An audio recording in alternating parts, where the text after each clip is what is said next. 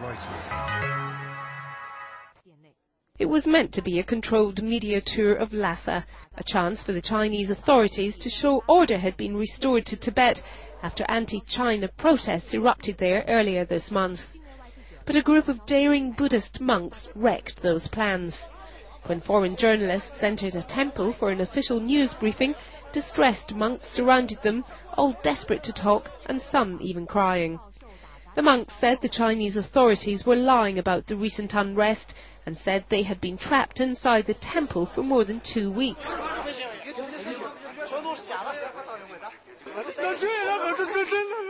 Everything is fake.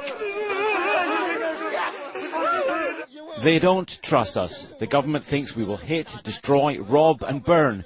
We didn't do anything like this. They only accused us. They said we did it, and they're not letting us out. We want freedom. They detained lamas and normal people. A spokesman for the monks' spiritual leader, the exiled Dalai Lama, said there was deep concern for the safety and well-being of the monks.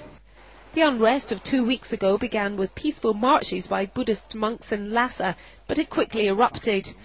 Non-Tibetan Chinese migrants were attacked and their property burned. Chinese authorities say 19 people died in the riots. Tibet's exiled government says over 130 have been killed. Michelle Kalal Al-Houri, Reuters.